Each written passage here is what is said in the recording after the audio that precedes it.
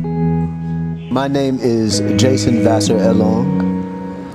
I'm a professor at the University of Missouri, St. Louis.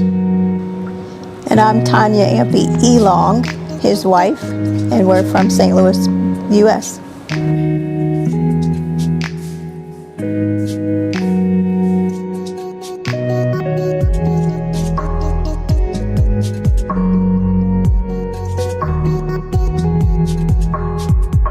So I used science, DNA, to trace my maternal DNA to the Bamilke people in Cameroon. I used African Ancestry, which is a Black-owned DNA tracing agency based in the U.S. So after I learned about my ancestry, I had all these questions about reconnecting with my culture, which prompted me to want to come to Cameroon. And so I went on a blog on the site and met a young man named Boris Gifo Wabo. His father is Chief Jean Clovis Wabo.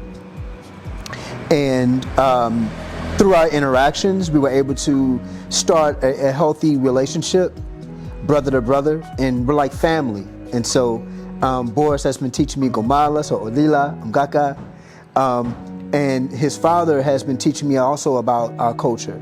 And it's been really interesting for me to reclaim a lot of what has been taken from my family.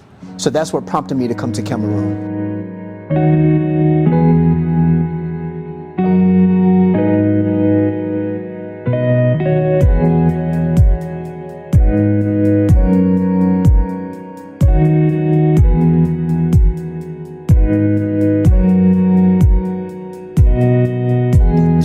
I came with my husband to learn more about African culture, the Bamileke people, how the women functioned in the culture. Oh, the food has been very different than what I'm used to, but delicious, very spicy.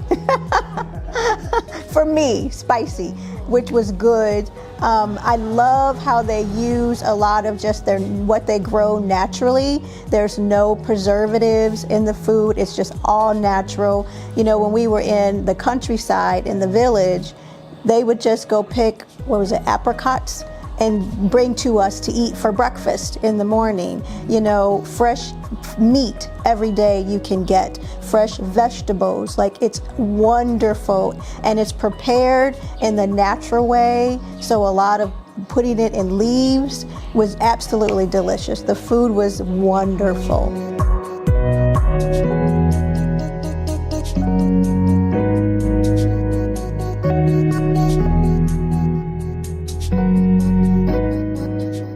We traveled west to the countryside and lived in the village in Shenye. And we were able to see how the people in the countryside live. We were able to, I actually received the name Kwam while I was here, and the community just kind of welcomed me back home. And so it was really, really, I've always wondered what it would be like to live in the village. And so I was able to do that while I was here. And I really also appreciated that experience.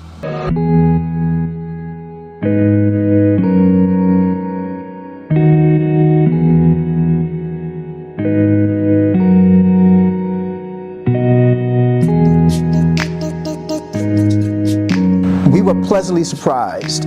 We left the USA behind us and came to experience Africa for what it was. And we were able to live in the community in Yaounde on Maple Street. And we've learned that though it's an impoverished neighborhood, that the people are loving and kind, and we were able to live with the people. We didn't do a touristy Cameroonian stay. We lived as the people in the city live, and we really appreciate it. It was a little challenging, more challenging than I thought. A lot of cars, a lot of people, taxis, traffic, a little similar in some places. The roads are a little challenging, a lot of dirt roads, a lot of potholes. So to get around was hard, but we had our native family, the Wabo family, so they took us everywhere we needed to go, which made it easy. But it was interesting. It was definitely an adventure.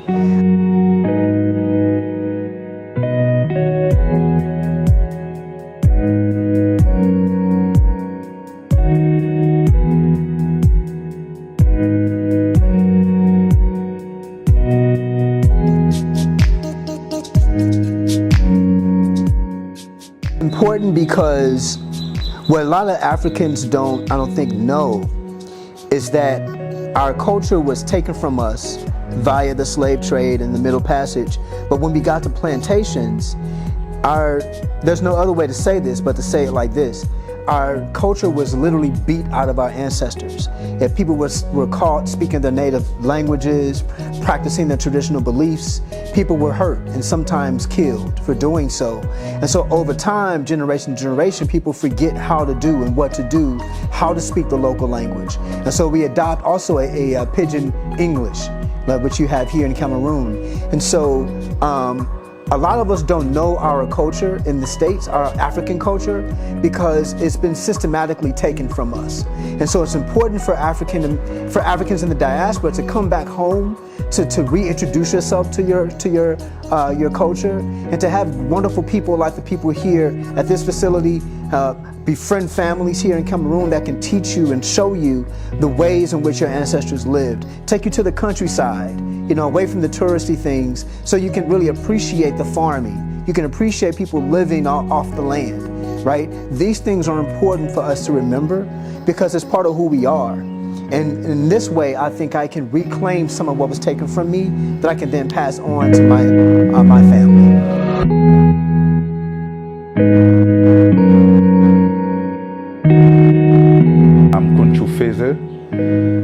At the initiative of the Afro-descendant house. The Afro-descendant house is a project of a house to receive our brothers and sisters from the US, from the Caribbean, from Martinique and Guadeloupe, from Cuba and elsewhere in the world, back on the continent.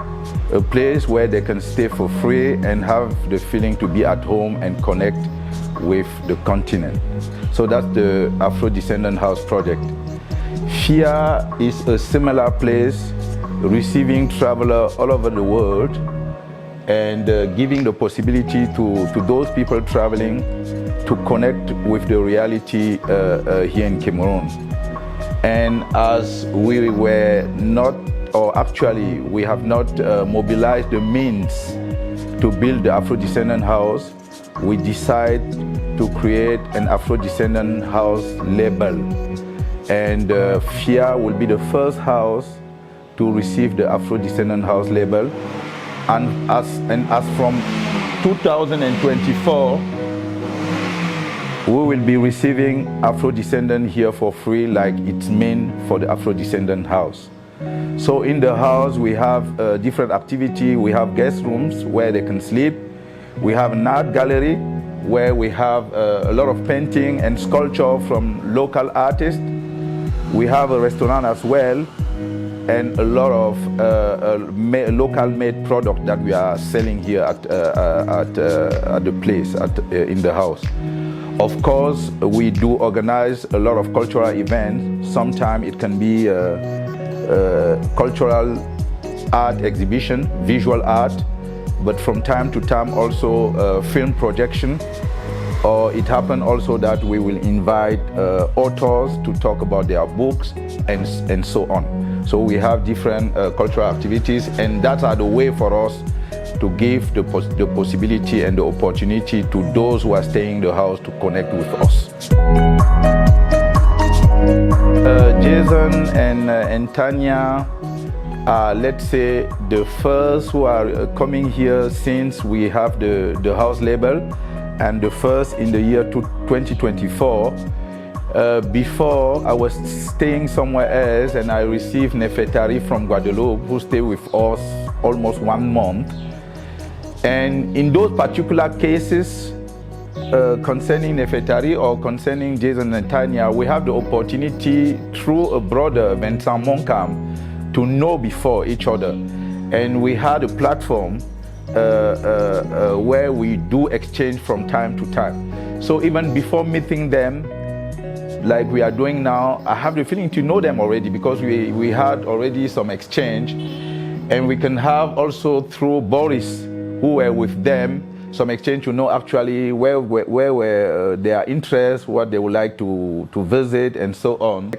So through Vincent Moncam, through the platform that is existing, we can exchange before they travel to make sure we can plan everything and make sure the connection travel will be great. So we have this before, and as I meet them here the first day coming with Boris, it was like we already know each other. We have a nice time talking, they have food and so on, and I really enjoy it. Like, it's important for them, for African Americans, to come back home and to reconnect with the culture here, the land here, and the people here. And that was really heartwarming for me to know that I was so accepted, and they really appreciated the fact that we traveled to come home. And that was important. That was my biggest takeaway, is just they want us to come home. They want to see us being interested and to learn about our native culture.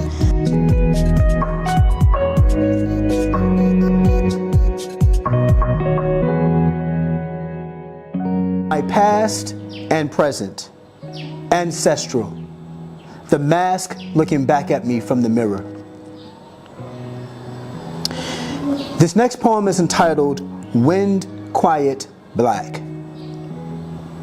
The sea is much larger than I remember coloring as a child, learning about maps, the world.